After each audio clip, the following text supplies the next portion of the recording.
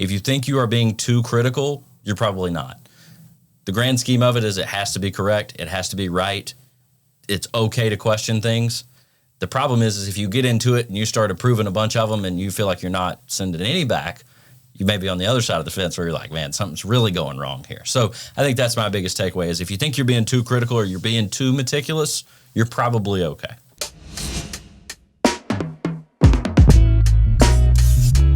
Hello, everyone, and welcome back to the season finale of Season 2 of the New Adjuster Podcast. Thank you so much for joining us. We're super grateful that you're here today, and hopefully you followed our previous episodes and our previous seasons. If you missed those, go back and give them a watch or a listen wherever you get your podcasts. We have a very special guest today, but before we get into that, let's do some introductions. My name is Murphy. I'm in the Property Training Department here at CNC, and with me, as always, is Kelsey, Property Claims Manager. And again, we are super thankful that you are joining us today. Although it is our season finale, it is not the last you will see of CNC, especially on our social media platforms.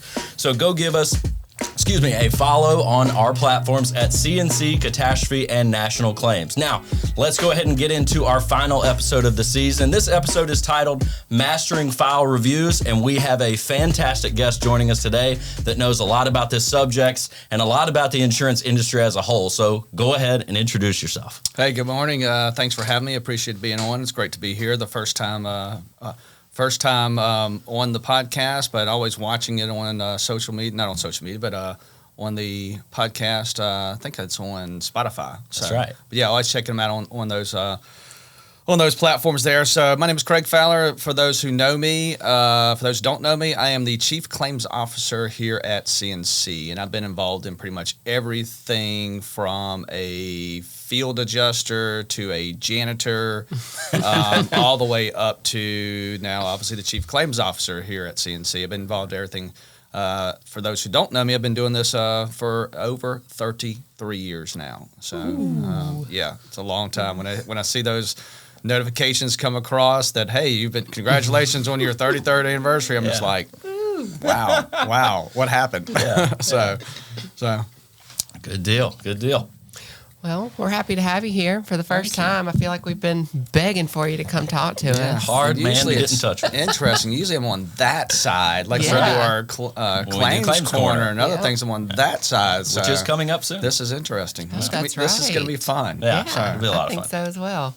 So, first question, I guess we'll jump right into it. Can you briefly explain the role of an independent adjuster and the significance of a file reviewer in that process? So when you ask that question, the first thing that comes to mind is what is an independent adjuster? Mm-hmm. And when I look at an independent adjuster, I'm thinking of a field adjuster, somebody out in the field that's out there looking at claims. But you also can look at kind of an independent adjuster from the desk side as well, because we'll bring in independent adjusters at the time and work behind the desk. But you look at that. Think about that question and what is their significant role in the file review? Well, a lot of independent adjusters on the field side don't really have a role. They don't follow a role. However, they should be following a role in the file review. It is a really critical piece for that field adjuster to be able to spend the time to look at their file. Absolutely. And see what they're doing and see if we have coverage issues, is the estimate rent right? Because when you look at it as an independent adjuster, it's your product. That's right. Your name is on it, not somebody else's name, not Murphy's name, not Kelsey's name, not the examiner that's looking at the file that's sitting at the desk, but it's the independent adjuster's name on the file. Mm-hmm. So is it a professional quality file that they are turning in? Because when you turn in a professional quality file, then an examiner, the desk adjuster, can look at and go, oh, this is an easy file to look at. Right. Because it's been process prep. It's been set up right. Everything is in order. Mm-hmm. Then they remember that adjuster's name. I was going to say, they'll see your name going forward, and there you go. That's how you get more claims. That's how you get more claims. And as a new adjuster, that's what you want. You want that opportunity that just keeps evolving. You keep getting more opportunities. You want your name to be seen as in a positive way, not oh my gosh, it's one of these again. This is going to take me 20, 30 extra minutes to review it because it's Murphy Bugs. Yep. Versus, hey, this is a Kelsey file. Wow, this thing's great. Let's look at this because they did spend the time to properly put the file together. Right. Yeah, and I think it's important too, like you said, for the actual field adjuster or any adjuster, whether it's a desk estimator or a field adjuster, to take their time to do a self QC. We've talked about that a couple times this season, about how field adjusters have to not only take pride in their work, but they have to take the time to look at their own work before it gets to the file reviewer. Because if they do that, a lot of times it cuts out the back and forth ping pong match. You know, hey, this is wrong. It's a silly mistake. There's no deductible, no depreciation. So other than taking the time to actually look at those files, what are some things that field adjusters can be cognizant of right off the bat whenever they are doing a self-QC before they actually hit submit? So before you hit submit, so one of the things that I look at on a file, when I'm, like I said, I've been doing this forever and I'm kind of involved in this. And at first you're like, well, it's not really important. Somebody else is going to pick it up and catch it, and you turn it in. Yep. But I started looking at, okay, it is important because you need to make sure you have the proper coverage, you have the estimate matches up, the quantities match, everything matches up, because if it doesn't, it just delays that file process. It delays that time between, like you said, ping pong match going back and forth. During that whole time, that ping pong match going back and forth, guess who is suffering from it? Policyholder. Customer. Yep. They're suffering from it. They're going to start complaining. They're going to go to their agent, and it spirals out of control. So ask me your question again, though. Yeah, so the thing about it is, like I said, other than taking the time, what are some things that you can give to a new field adjuster to, hey, be cognizant of these before you hit submit? What are some things that you should check just from a baseline, like deductible, things like that? Man, I could go over a massive list. Yeah, there is a lot. If you had to give me a top three. I don't even know if I can give you a top three because it's all critical. I mean, the admin's critical. Yep. The estimate itself, the coverages are critical. Does the estimate match up with the photos? Do the photos match up? Yep. But when I look at, think about when I look at a file, you really have to have patience looking at it. You can't just breeze through it and go through it really fast. You have to have patience. You have to spend the time to actually look line by line, item by item, quantity by quantity, depreciation by depreciation, and make sure it all matches up. Yeah. And you get in these larger files like that, it takes a lot of time. Yeah. And learning from this process over and over and being involved in it, I always tell everybody when I do classes and things like that is, do not trust the computer. Do not trust yourself. When you're sitting there writing an estimate, you're spending hours and countless hours writing an estimate. Are you using macros? Are you using some other form to actually write it? You have to go back and patiently look at each line item, because the estimate may say one door, remove one R&R door, and the next line may say, or paint 11 doors. Right. Yeah. And the computer will absolutely lie to you. You'll look at it and go, oh, one, and realize somebody else is going to pick up the file and go, why did you paint 11 doors? Right. Yeah. You're like, no, it's not. And you look at it again, and it's just, but your top three, the administration side, because, it's your coverages, it's your deductibles. Yep. Did you spell the insured's name right? Yeah. That is something That's that I a was common thinking mistake. too, because I think about these file reviews as, what happens if this claim goes to litigation? Absolutely. Yep. And you have the wrong insured's name on there. It could be everything else. This is their house that you have written this estimate for, but it has the wrong name or the wrong claim number. It could be thrown out in an instant. Correct. So it's very important. And that's a good point to bring up, because even just a minor misspelling, that file now has an error. Yep. And a lawyer looks at that and go, okay, if you made an error here, then the rest of the file has to have errors. Yeah. You made errors everywhere else. Yeah, then it's all in question at that point. Yes. Yeah, and I think as a reviewer, too, you just have to be so meticulous, like you said. You had to take the time. It takes a special person to be a file reviewer, because most people they want to hit their numbers and they want to get so many files out the door. But the thing about it is, if that one file takes you 3 or 4 hours to look at, as long as it's right, that's what you want. Yeah. You don't care how long it takes. So, But when you talk about that, there's an art to actually looking at a file as well. There is. And it's not just, it's using your technology, it's using the tools that you have. And the way I was always looking at files is I would bring up the file. If it's a large file, bring it up on one screen. I have 3 monitors, bring it up on one screen, bring the file, another copy of the file on another screen, and then bring all the pertinent information over here, the loss notice, any additional docs, anything like that. So what I'm doing is I'm looking at the estimate on this side. This is where I'm making my marks on this side. and I'm taking the photos on this other screen, and I'm making sure, okay, did they do this right? Yeah. Are we replacing one door? Does the door show damage? Right. Are we replacing a roof? Does the roof show damage? So I'm going back and forth. Okay, is it 3-tab shingles? Okay, do they have estimate 3-tab shingles? Right. And then I'm also using this screen over here to look at the narrative as well. Yeah. Because when we read a narrative, the narrative should explain everything about the file. Yep. What the adjuster did, how they started the file process, how they wrote the estimate, what issues they have, anything special. You don't have to go into a full details about, like, if you had 15 inches of water in their house and go, we cut the drywall to 4 feet. That is a common, okay, that happens. Right, yeah. We know that's what you have. You have a 4-foot scope. You're going to do everything to 4 feet. You can do this, this, and this. But if you had double layer of drywall, Yeah. well, guess what? That is That not should common. be explained, because when I hit the estimate over here, looking at that, I'll see a double quantity of drywall. Immediately go, why? Why are we doing this?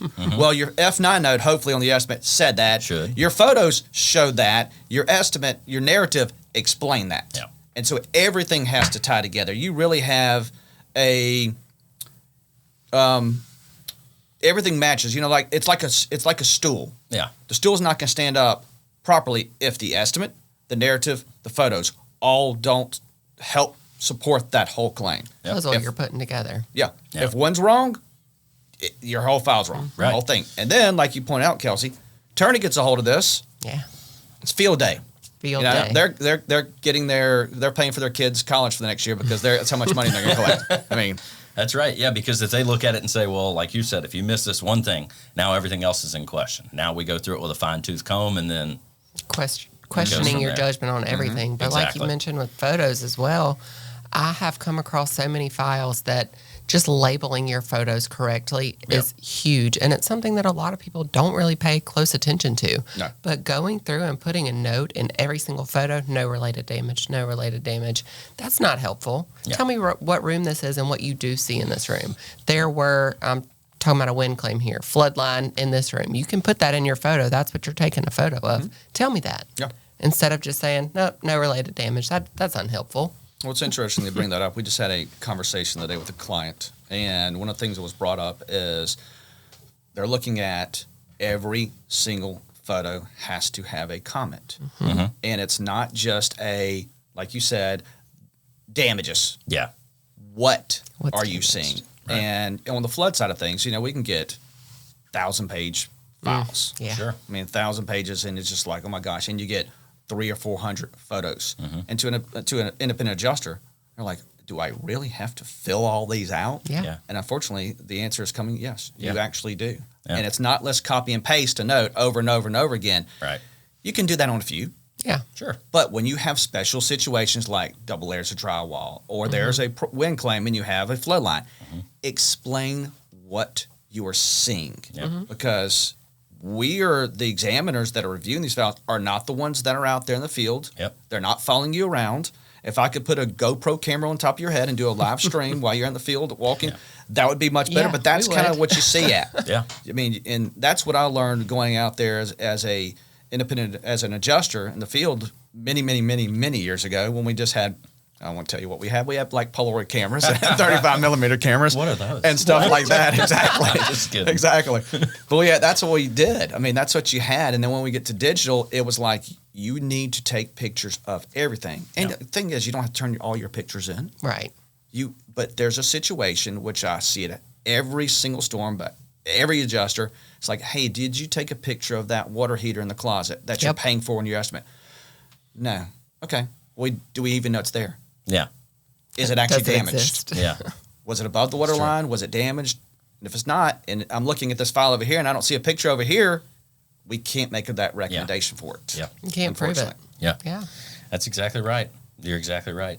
So when you say, that you're looking at a file, right? You start looking at a file, it starts to look good. You're starting to get comfortable with that adjuster. How hard is it to not stay comfortable with the rest of that estimate? Like you get through the admin portion and it's good, and the roof macro, they may probably using a macro in all honesty, and it looks great because it's the way the carrier's set up. How hard is it as a file reviewer to sit there and be like, all right, the rest of it's probably good? Very hard. Exactly. Very hard. And it's you want to do that because you look at your queue and go, oh, I got a whole bunch over here I got to look at. Yeah, or you see there's a that certain one person's number. name, Yeah. and you're like, oh, they're a good Yeah. adjuster. And that's one thing that, it's your first part, then I'll talk about the good adjuster part, Yeah. because that could be a critical error as well Yeah. from an examiner point of view. Yeah. But yeah, you start looking at that file and you think, oh, this is I think we're good. And you tend to, especially when a flood file that's so long, you want to kind of flip through it a little faster. Yep. You can't. And what I've learned is there's a couple tools out there that you can look at.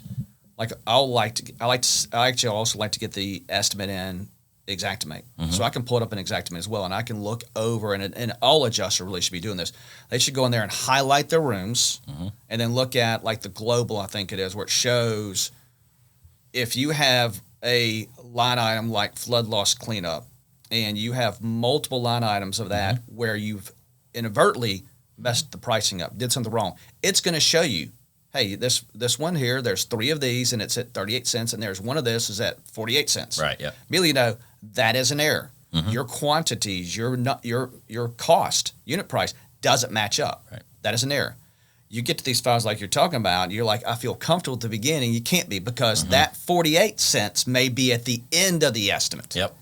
And you've got to go through. Yep. And that's why I pull it up on my screen here, and I'm looking at it from this side, because I can use this to scroll up and down and back and forth. And once I look at my photos, I'll actually even open up the other end of the estimate while I'm looking at the top of the estimate here, and I'm just kind of back and forth. Yeah. I'm looking at both of them at the same time going, do we have errors? And when I find an error, immediately I will go to every other room and mark that error. Yeah. And then I'll go back and start at that process where I'm at for that one room. Yeah. Because I know if they made an error here on like flood loss cleanup, for example, they most likely made that error on every single other room. Right. I like that you say you look at the bottom and the top, because you're looking at the labor at the bottom and you're thinking, why is this labor charge here? And this is this type Why of they claim. throw labor minimums in there? Yeah. Why do they have the O&P wrong? Right. Yeah. Yeah.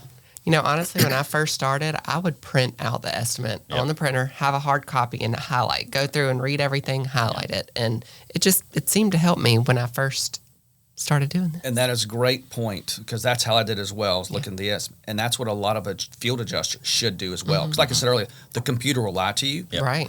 The recommendation is take that file, print it. Give it to somebody and let them review it. If you have a partner that you're working with, somebody's helping you out, if you just have a sibling or a spouse or somebody, let them look at it, because they're going to find errors that you did not even think about, or they're going to question, go, why did you do this? Right. Why did you do that? Because to you as the field adjuster, it is a process that you do over and over and over again. Well, you're going to make a mistake. You're going to go over a bump that you didn't see or do something wrong and not even think about it, because it just becomes habit. Like this morning I got up, I don't even know if I took my vitamins. I mean, immediately you're like, because it's a habit that you normally do. And I'm sitting there going, did I do that? And I'm sitting there looking at my vitamin thing going, I don't think I did. Yeah. And that's, look, you're writing files, you're just getting a habit over and over and over again. And all of a sudden you miss something and you think you did it. You realize, oh, I didn't. But if you take that file, you print it, you give it to somebody, let somebody else look at it, they will find the errors that you're actually missing. And I recommend that, because if you spend 10 minutes letting somebody else review a file, you're going to save yourself hours of back and forth. Right. Why did you do that? Because if I turn a file into you and you're my examiner and you see errors, guess what I'm out doing? I'm out adjusting more claims. Right. Then you're going to turn to me and you're going to say, where's your file? I need to get this fixed, blah, blah, blah. I'm out running claims. And then the policy holder's going to be calling me going, you told me you were turning my file in today. Where's it at? I'm like, well, it got kicked back from Mr. Mean Murphy over here, Mr. Mean Examiner. And it's just, now you have this just process that, okay. Cycle, never ending, but you can lose quickly control of that situation, of that whole claim. If you're just, you got to spend the time. You got to have the patience, spend the time to make sure these errors are not there. Yeah. And as a file reviewer too, you're looking on your computer all day long, 8 hours a day, 12 hours a day, whatever the case is. You're looking at this computer and you're scrolling through all day long. Your eyes are going to get tired. Everything starts to look the same. Everything's going to look the same. You could be reviewing something and then your adjuster call you and say, hey, pull this up really quick. Let me look at that. You open another estimate on another tab. You've got this going on over here and you're like, whoa, what is going on here?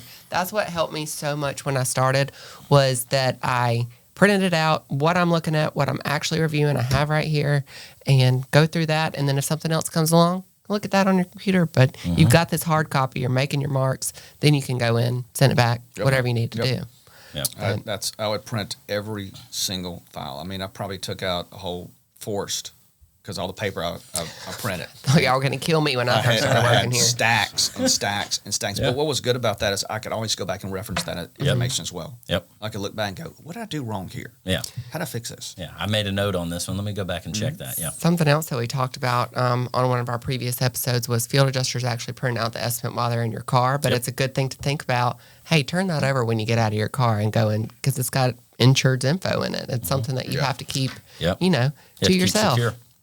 Absolutely. For sure. Absolutely. Yeah. That's all good stuff. Yeah. Good stuff. I love it. Hello, everyone, and welcome back to another Fact or Fiction segment here on the New Adjuster Podcast. This segment is brought to you by Blue Leopard Agency, a marketing agency that's redefining success in the digital age. Visit blueleopardagency.com today to discover how they can tailor a marketing plan that's as unique as your brand. Don't wait. Take the first step toward marketing success right now. Craig, fact or fiction? Fact or fiction? Fact or fiction? Is this the last episode of the year, of the New Adjuster Podcast? Do you want to answer on three? 1, 2, 3. Fiction. False. Big No. fiction. We will be back for a season 3. I know Kelsey and I are both super excited about that. We kind of have some preliminary ideas of subjects that we want to touch on, potential guest lists, maybe recurring guests. So Yeah. So that means I may be able to come back. that's right. Maybe. If That's we right. can, If we you're not can getting use busy it. for if you can get us. on my Yeah. schedule Right. again. If we book it now, it might be all right. Next I don't year, know. we Somebody's gotcha. gonna put a meeting in its place. So Yeah, that's at least true. one or two. That's true. Sounds about right. But what can get you through from this season to next season, Kelsey? Oh, definitely Claims Corner. That's all you right Claims there Corner, too. Yes. the Craig Show. Yes, Yeah. and we want to talk about Claims Corner. I can tell you all about Claims Corner right now. It's going to be fantastic this year. Tell us some of what you got we going on. are gonna when do does a- it start? We're going to do a kind of a Q&A. We haven't really kind of set the dates. We're working on our first guest speaker Yep. as well, but we will have a little Q&A session, and we're going to actually try to go out in the field a little bit more. Nice. Well, mobile show. And do some, hands-on, climb some roofs, burn some stuff. Yeah. Is It's that going to be interesting. is that kind of like a podcast or is it a video? How do people tune into that? So it's usually every other Thursday when we actually start the broadcast. When we start it, we try to do it live. Right. Okay. It's better when it's live because it's not, it's not scripted and there's all kinds of things that happen, which goes crazy, which is actually kind of That's fun. the fun part. Yeah. We're going to try to do it live in the field, as long as I can get our field guy and our video photographer over here to be able to come out and accommodate as well, to do some stuff out in the field, because I want to get the hands-on experience. We want to look at some stuff and talk about like ladder safety. We may have a company coming in and do some ladder safety, and we were thinking about actually having Murphy climb a roof and falling off a roof and just kind of things like that. Not scripted. First I'm hearing of this. Yeah. We may burn a few things and have a engineer come out and talk about burn patterns as we're burning them. Oh, that's cool. Have the fire department involved in as well. Then, of course, we'll have some guest speakers. At like the how- wind tunnel. So this won't just be kind of flood focused. I know Yeah, in years yeah, past yeah. we did, but I know last year we did a lot of property stuff as well. Yeah. with What Claims did we Corner. say? We're on our 5th year? Yeah. Just coming 5th year? I think this is Yeah. actually 6. Maybe 6. I know our first year, 2 years was It was flood news and focus. news. Yeah, it was Yeah. flood Oh, news. that's right. And then Yeah. it switched to Claims Corner. So we Yeah. we try to do some general topics. We do the flood, we do the property. We just kind of do everything for everybody. And what's great about it is if you are a property adjuster, well, come and join us. Yeah. Listen to what we talk about on flood side. Yep. If you're a flood adjuster, come and talk about the property side. Yeah. Because you get all these great experience, and it's always that perspective from somebody else on why they do things the way they do it. Yep. Not We'll get like good questions from that as well. yeah. Yep. Yeah. And it's not like, okay, this is why I do it. This is how I do it. This is the reason we do it. So this is why it's important for an adjuster to understand this is the process we do things at. Because a lot of times we go out as adjuster, you have no idea why a engineer looks at it a certain way, why somebody does it a certain way. But now you're seeing from their view why they do it that way. Yeah. And it helps you communicate better with the policyholder, have that customer service, be able to have the knowledge to be able to adjust the claim better. Yeah. So where can our listeners find that? Is it on CNC Pro? I will refer to this gentleman over here. Yes. CNC Pro. All you go. right, there we go. Yeah, It's on CNC Pro. It's Thanks, also Jeremiah. on. It's also on YouTube. Our YouTube channel. Once we finish the broadcast, we put it on our YouTube channel as well. Okay. Yeah. Cool. Wow, I actually said that right this time. Usually when I talk about it at Claims Corner about our YouTube channel, it's just like the YouTube. Yeah. It never got it that time. Never comes out right. So, yeah. Well, that's good. So spring of this year. All right, let's jump back into part 2 of our Q&A with Mr. Craig Fowler. So Craig, as a new adjuster, right, that's our audience, they have a lot of anxiety and a lot of self-pressure that they put on themselves because they submit the first file and it does get kicked back by a file reviewer or by quality control, quality assurance, whatever you want to call it. They have a lot of anxiety and they think, they're mad at me, I need to stop now, I'm not good at this, and they freak out. What advice can you give to a new adjuster when they submit files and they do get kicked back from that first file? So an adjuster is always going to make mistakes. It's just going to happen. Like I said earlier, the computer lies to you. You may not determine the coverage. You may not have followed the company's guidance, whatever. We'll say this, though. A man who refuses to admit his mistakes can never be successful. There you go. And that's Proverbs 28:13. So, okay. And that's when you look at files and you look at, you're going to make mistakes. Yeah. Don't let it get you down. You learn from it. You track the information. You keep track of that, what you did wrong, and you continue to just develop that file ever better. Communicate. Talk to the examiner that looked at the file. Talk to your company. Make sure you have the proper claims manuals that you're looking at and the proper guidance. Is it carrier-specific guidance? Look at that information as well. But unless you are communicating back and forth, you'll never realize the errors that you can figure out how to get around and make. And also, it gives the examiner confidence in knowing that you are willing to learn from these issues, learn from these mistakes. Yeah. Answer your question. Yeah, and I think the big thing is as long as you don't make the same mistakes over and over. We've had a lot of new field adjusters that come in for CATs, and they keep a running sheet of mistakes that they've made on every claim. So that way, when they go to submit the next one, they go down that list and say, I didn't do any of these this time, did I? And I think that helps you build a good, rapport, not only with the file reviewer, but the carrier or the IA firm and with yourself whenever you are writing claims. And another important thing is, like we're talking about new adjusters, as they develop, and they'll develop these skills and they'll develop the way they do things. Some point, sometime, somebody's going to change that process. Yep. You have to be willing to change with it. Yep. Just because somebody told you 6 months ago, this is how it's done, it can change. An examiner may change it. A company may change it. You have to be willing to go, okay, I changed my process now. Don't become that adjuster who refuses to change. Yep. And refuses, no, this is the way it's going to be done. This is how I've been taught to do it over and over again, because you will, as an adjuster, eventually get just pushed out. Yep. Yeah. Because processes change, technology changes things. There's new ways of looking at coverage, new laws will come out. There's always something to change. You got to be willing to change with that. Yeah, I think you just don't want to be rigid as an adjuster. You have to, they always say, adjusters, we adjust, right?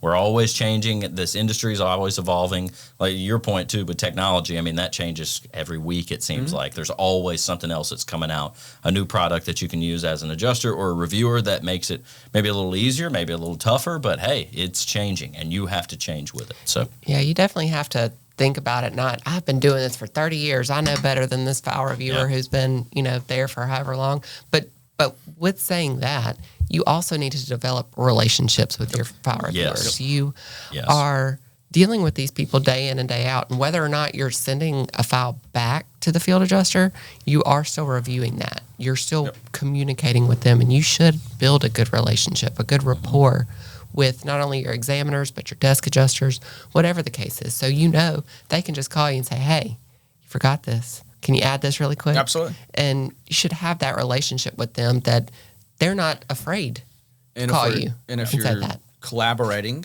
we're using Xactimate product, and you're collaborating, the examiner can just go in there and go, click, made a quick change to your file, call you and say, hey, there was one little error, made the change, we move on. Yeah. And everybody's happy. Yeah. You just don't want to make it adversarial. Yeah. Because we're all on the same team. And like you point out, some adjusters say, I've been doing this for 30 years. Great. You may have been doing this for 30 years, but you may have only handled 1,000 files over this 30-year period. An examiner may look at 10 files a day for 5 years. I'm not going to do the math, but that's a lot more than 1,000, I think. I think so. And that's what a lot they don't understand, is say, you only been doing this for a certain amount of time. True, but I've also looked at probably double the volume of claims you've actually handled in the field. So I've seen everything from a file reviewer's point of view. And and we had that direct contact with our clients, and they're always having these meetings. We're always talking about stuff. We're always changing stuff. Sometimes, unfortunately, that information doesn't get filtered down quickly. But eventually it does in some type of guide or process, and adjusters need to understand, I need to review these guides. I need to follow what the guide says, and I also need to follow what my examiner is telling me to do. Now, if they tell me to make my paper pink, I'm going to change it to pink. Better be pink. I mean, it's just the way it is. Well, and that examiner's getting direct contact with the carrier. The carrier's saying, hey, this new statute just came out in the state of Florida. We have to have this by this day, and this has to be like this. We're sending it back to them. They're going to be like, hey, I ain't heard nothing about this, but we're not going to lie to you. Even the freshest of examiners, I would feel almost more confident with someone new handling my file because they're going to pinpoint every little bitty thing. They are pushing and finding little things on everything. And I just feel like that they can actually go in, filter through things and find things that someone who's been doing it for 30 years may have never even noticed. Yeah, I think they're unbiased by previous ways of doing things. They're not complacent. And I don't know. I also love the file review and field adjuster camaraderie and relationship. I hear it a lot walking by the flood department. They're always on the phone with their field adjusters. I mean, even for 30, 45 minutes, they'll be sitting there and just talking and having a good time, but also having those tough conversations with, hey, this is what you need to do. And it's always a great outcome with that. And like you pointed out, we're not going to tell you to do something that's wrong. Right. I mean, and if, unfortunately, somebody does, it's the examiner's fault. Right. Yeah. It's not the adjuster's fault. The adjuster, like we talked about this, you shouldn't be fretting over this and worry about this as a new adjuster and going, oh my gosh, I just made this massive error, and now the company's going to look at me in a negative way, and there's going to be problems. No, let's communicate. Let's have that conversation, because the more we communicate, the more the new adjuster's willing to say, yeah, I made this error. Let's fix it. Here's what I'm doing. Have that communication. Your name now begets, instead of being looked at negatively, it's now like, oh, that adjuster is willing to make the changes, is willing to do the work in order to be successful, in order to grow as an adjuster. Because, I mean, really and truly, getting into the adjusting business, you hear all the time, it's like, oh, my friend's doing this and that, they're working all the time. A lot of new adjusters come in, it's difficult for them to get in. It is. It's difficult to stay in that business. So you have to make a good name for yourself. And the way you do that is networking and communicating and making sure, hey, I'm out here. This is what I'm doing to improve. I'm willing to make the change that you were asking me to do and grow with you into this and become one of your lead adjusters out there that you can count on me all the time to do it. Because if, like I said, if Murphy's giving me a product that is okay, and then Kelsey comes along and she's killing it over here and she's giving us a good product, guess who's going to get more work? Yeah, I mean, that's true. And we've said it a couple times already. You have to be able to adjust. You have to be able to not make the same mistake twice. I think that goes a long way with an examiner, too. You get a file and you're like, oh, man, they messed up on a lot of this silly stuff. If you start noticing that same adjuster, every file after that does not make that gives you that good rapport now. I mean, that gives them confidence in you. It gives you confidence in yourself. And it just keeps building as you start to get more files. And then something changes, right? And then maybe you make another mistake, but then you correct that quickly. And it's really a cycle, I think, with a new adjuster and even with a file reviewer, because you have a certain way of doing things. It's a very laid out process, and then something comes in and changes it. And you just have to kind of incorporate it in there, change your process, make it work. I mean, that's really this industry in a nutshell, if you think about it. Yeah. So you're continuously molding yourself into something new. But that kind of leads us into the next question would be, how do you ensure objectivity and impartiality in your assessments? That's a tough one. That is a tough one. Really, the impartiality should come. I mean, so if you're looking at it look at it two ways, from a field adjuster and also from a desk adjuster. I mean, really, a desk adjuster should not be looking at, and I think we kind of touched based on this earlier, they shouldn't be looking at a name. Right. Okay. Yep. Now, we know Kelsey does a much better file than Murphy. But when Kelsey's files come over, I shouldn't be looking at Kelsey going, oh, stamp, good to go. Right. Good to go. Because Kelsey's a human being. Kelsey is going to make a mistake. somewhere along the line. Sure. And it might be like we talked about, we're looking at a file and it's like really good and clean at the beginning. You're like, oh, this is going to be a good one. And then all of a sudden you look at the bottom and go, 20 mattresses. what did they do? Oh my gosh. 20 mattresses in this file. Oh, do they really have that many? Yeah. But Kelsey meant to put 2, not 20. Yep. So it's just a simple mistake that she made. But the thing is, when from a desk adjuster's point of view, we should not be looking at a name and going immediately, yep, this is a good one.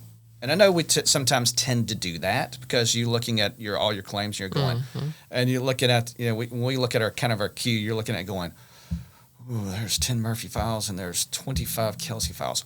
I bet I can get these 25 Kelsey files out faster than I can Murphy files because those Murphy files are just absolute nuclear disaster train wrecks. I mean, well, you have to think, the 10 files you looked at for Kelsey may be great files, but then that 11th, she had a bad day. Absolutely. Yeah. Just blown It was up. the last one before she went to sleep. Yes. Yeah. Half asleep. Yeah. You never know.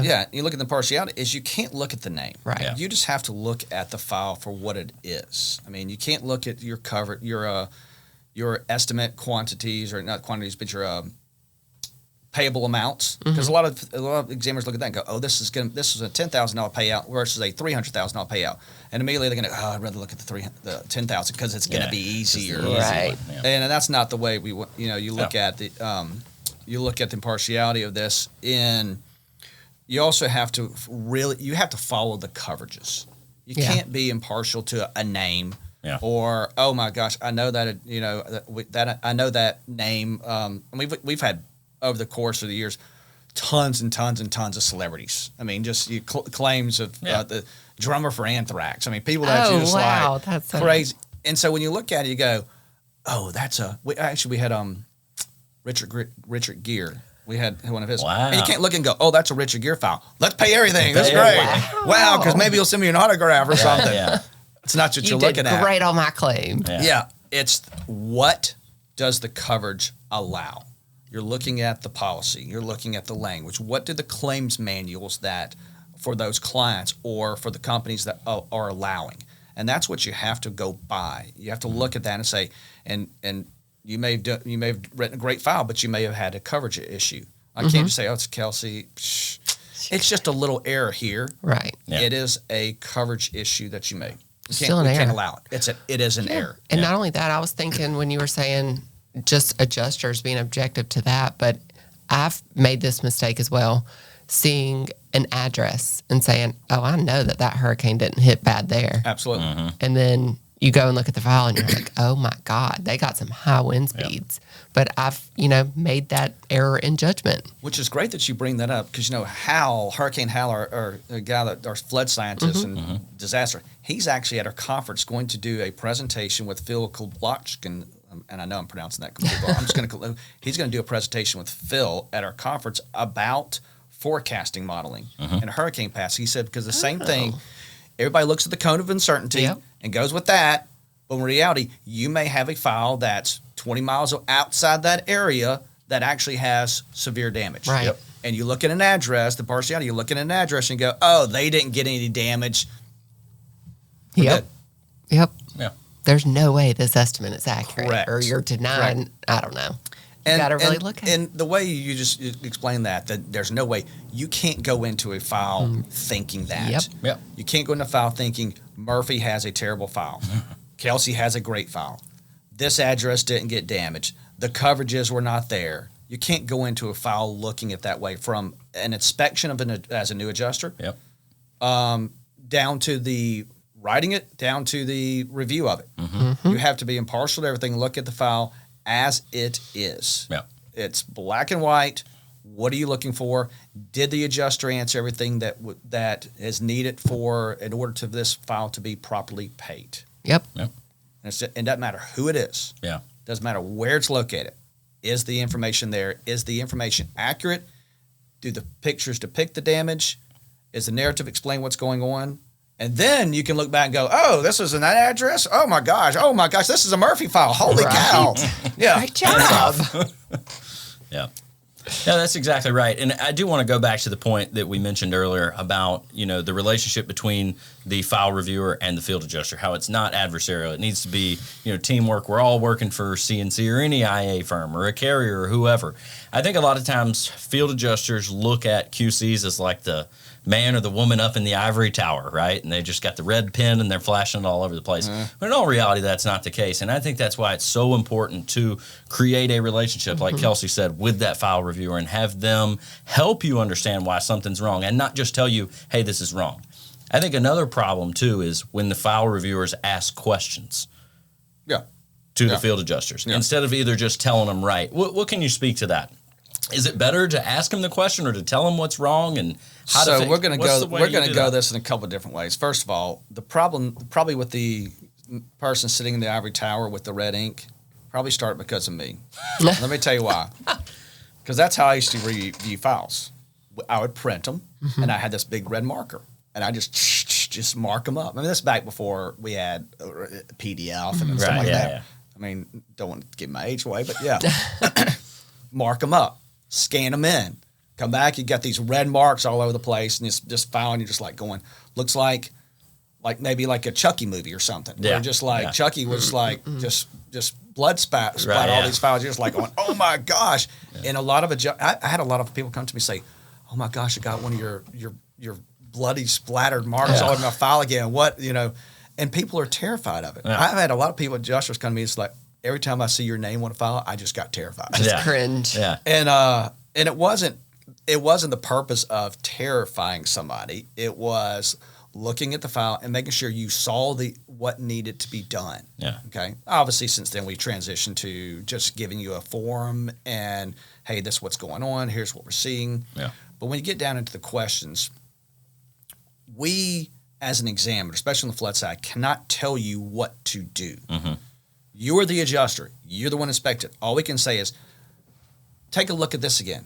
Murphy, we noticed you replaced 3 televisions in a basement. Mm-hmm. Is this accurate? Or can you look at this again? Do you have any more photos of that? Well, in the flood world, personal property is not covered in a basement. Yeah. So it's not like I can't tell Murphy, hey, you can't pay for these televisions in a basement. I have him to understand his coverage and his policy and his claims manual and everything else that he should know as an adjuster and should always be learning and always be developing throughout, even when there's no storms going on. Yep. There's nothing happening. You should always be reading. You should always be developing. You always be working on your programs, figuring out how you're going to handle that next claim when you actually get that assignment. Yep. So for Murphy's sake, he throws 3 televisions in a basement for a flood claim, and I can't say, take them out. Right. What do you say? I just have to say, Murphy, is this correct? Yeah. Did you mean, are these they're supposed to be in your basement? And then Murphy, based on that, all of a sudden goes, oh, wait a minute. This is wrong. Let me take this out of my estimate. Right. But a lot of examiners will ask questions. The questions are not meant for you to just remove something. Right. If there was a legitimate reason, well, we want to go in a basement because I know there's not a legitimate reason why there should be 3 televisions in the basement. But if there's a reason why Murphy in an estimate did something, and I say, why are we replacing 2 doors here, for example? And Murphy goes, oh, this is why. A lot of the adjusters look at that question as, I'm supposed to take it out of my estimate. And so they just remove it with no reasoning why. And then guess what the next question comes? Hey, on your last review, you had 2 doors. Why did you take them out? Yeah. We're not asking you to remove stuff. We're just saying, explain, because we look at it from where the official examiner at the client level is going to look at it. Yep. And they're the ones who actually put their stamp of approval on it on the flood side. We are looking at questions they're going to ask. We're generating questions that they're going to ask. We're looking at stuff that go, you shouldn't be paying for this, but I'm going to ask you why. And you're going to give me a legitimate reason. Now, if it's 3 televisions in the basement, you're going to say, I just made a mistake, and you're going to take it out. But if it's something else that, no, this is why. Like we talked about earlier, the 2 layers of drywall. Mm-hmm. If there's 2 layers, we need to see a pic. If you throw in your estimate and you're paying for it, and I see that on my estimate, we have double quantity here, I'm going to ask why. Yep. I'm not asking you to take it out. I'm just asking you, why are you doing this? And you're going to go back and say, oh, I forgot to put an F9 note in there. Why? And, oh, here's the picture number 45 that shows the 2 layers of drywall. And then everybody's good and happy. Yep. And that's just it. It's just a quick back and forth communication. Yep. But as a field adjuster, those are the things, though, as you're looking at your files, you're writing in your file, you have to think about the questions the examiners are going to look at. The person sitting behind the desk that's looking at that file is going to ask. Yeah. And that's how I always looked at my files, is like, okay, this is not a 4-foot scope. This is not a cut here. It's not a traditional 4-foot scope. We have some paneling that we're paying for. We have double layer draw we're paying for. I need to explain that because it's not traditionally that you would see that in an estimate. This is going above and beyond that. So I'm going to throw that into your estimate. Yeah. It's a very good point. Very good point. This is all good stuff. This is great stuff. Yeah. I have one question if we have enough time. I can talk about this for hours. I know. I know. I feel like you were just getting rolling. Well, I mean, it's so important for an adjuster to look at their files, think about what the examiner's looking at, make sure everything matches up, and then from the file examiner, when they're sitting at that desk looking at it, they're looking at those same levels of questions. And if there is a process that goes back and forth, well, I'm not sure why you're doing this. Hey, Murphy, this is Craig Fowler, your adjuster. Can you tell me what about this? Can you help me explain this to me? Yeah. And that's it. It's not adversary. It's like it's just a conversation. What is it? Teamwork makes the dream work? That's right. The one. It makes the files go faster, too, and process faster. So now our policyholders are all happy now because they're getting their claim paid a lot faster. With that being said, too, I have had one complaint I've heard from, a field adjuster say, I make the correction they asked me to make, and then as soon as I send it back, they send it back and tell me, oh, this, you forgot this, or, hey, we need to put this on there, too, and it goes back and forth and back and forth. But the thing is that a lot of times, it's not always your same reviewer that's reviewing the file. You submit it. It goes into a queue. I know in some departments there's a team for QC or QA, and somebody else could pick up that file and review it the second time, and they find something else that like, hey, this is big, but we need to get this fixed too. And like you said, a lot of times we can do some collaboration with Xactimate and fix those little things in office so we don't have to, worry you and make you change 1,000 different things if it's small little things, Yeah, and you make a good point there as examiners. I mean, every examiner looks at a file just a little bit differently. We are applying the same coverages. We're looking at the same coverages. It's just how you actually look at the file sometimes. And some examiners get in the habit, they're at the number 11 for the day, and they may miss 1 or 2 errors when they return it back to the adjuster. And they fix it. And then I come in fresh the next morning and look at the file again and go, oh, we missed this, this, and this. And it's just an error made by the examiner. Examiners are not sitting up on their high level, their ivory perch, never making errors. We make errors as well. We're human. We're human. But if we all follow the guides and we all follow the guidelines that we have out there established and we can collaborate, we will get through the process much easier. And we are working on a lot of things technology-wise on systems that will actually review stuff and then send it back immediately saying, hey, we fixed all these. Before it goes back and forth, back and forth, back and forth, just we need to fix this real quick. And then the examiner can put their eyes on it because you may have made an error. You didn't, but Murphy did. Murphy made an error. He made a depreciation error, and he just overlooked it. I mean, just one depreciation error out of 5,000 line items. I've seen a lot of things coming out with Xactimate, too, with their getting some processes in there, the rules, the exact expert stuff that's coming out that fixes it before you submit it. It doesn't even let you complete that estimate until that's exactly right. All these things are done. That's exactly right. I can't wait. And what's good about this is we talked about earlier. What should a new adjuster do? And you don't always have a claim in hand, but you should always be understanding the manuals. You should always be looking at coverage, working on your programs, even in the off time. I mean, sitting there writing at your estimate in your house, at your house, but learning the other tools that are out there, the software that's out there, the other what's happening out there, and seeing how you can utilize that in your processes to make your job in the field much easier. Because in the field, it's hard. And then you get back to your desk, and then you're writing an estimate, and you're going, oh, I forgot to take a picture of that, or I forgot to do this, or I forgot to do that, because you're rushing through the whole process because somebody's calling you and saying, I need my claim. Learn from the tools that are out there. Always continue to train. Always continue to develop. And you'll become the Kelseys of the adjusting world versus the Murphys of the adjusting world. I mean, it's all hypothetical. I don't know. Yeah, it is all hypothetical. I learned most of what I know from this guy. I won't. Nah. So, all right, let's do this. Let's all go around the table. One big takeaway from this episode when it comes to file reviews. Do you want to go first? I can go first. I better if you go want to last go last. because I need a little time. All right. So I think my biggest takeaway as a file reviewer is if you think you are being too critical, you're probably not. the grand scheme of it is it has to be correct. It has to be right. It's okay to question things. The problem is if you get into it and you start approving a bunch of them and you feel like you're not sending any back, you may be on the other side of the fence where you're like, man, something's really going wrong here. So I think that's my biggest takeaway is if you think you're being too critical or you're being too meticulous, you're probably okay. And if you're not finding mistakes, you're not okay. That's right. Because again, we're all humans. Yeah. This is not IA that's writing these estimates and that is checking these estimates yet. It's not though. AI. And AI. yeah. I said IA. Yeah. Independent adjusters. Yeah. Same thing. Yeah. We Yeah. are Same that. thing. Yeah. You know what I meant. yeah, my big takeaway is basically kind of what y'all said is we're human. We're going to make mistakes at every level. You're going to make a mistake. Yeah. It's just. Did you learn from your mistakes? Did you take the time to train and continue to improve? And also, when you're making those mistakes, and it's like from the top to bottom, from the desk to the field, are you communicating? Yeah. Are you building that team work to communicate? Here's what I'm seeing. Why are you doing it this way? And there's been so many times that I've gone through a file and I'll look at it a certain way as an exam, and I'll talk to and say, hey, this is what I'm seeing. And then the adjuster will go, but this is how I'm seeing it. And then we'll have a conversation about it and go, you're right. Yeah. I agree with this. I think we can proceed it this way. Yep. Like I said, I've been doing this 30-something years. Yeah. I learn something new every single day. You're not in an ivory tower. No.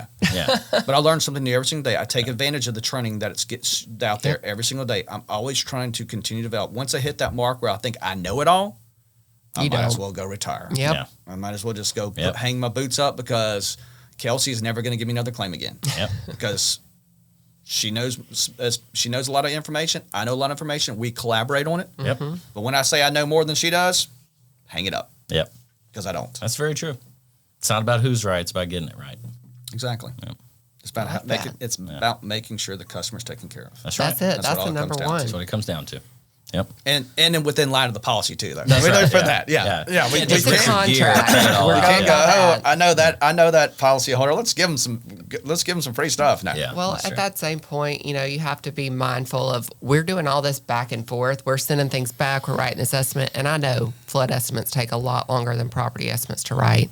But you have to think about it as well that insured's probably going to be calling you, hey, what's going on? And you have to think about them as well. Yep. If I get everything is true and right the first go around, do a self QC, it's not going to take so long for this file to get back to the insured and for them to get paid, for them to get their house put back together. And that's what we're here for. Yeah. The sole reason. Yep.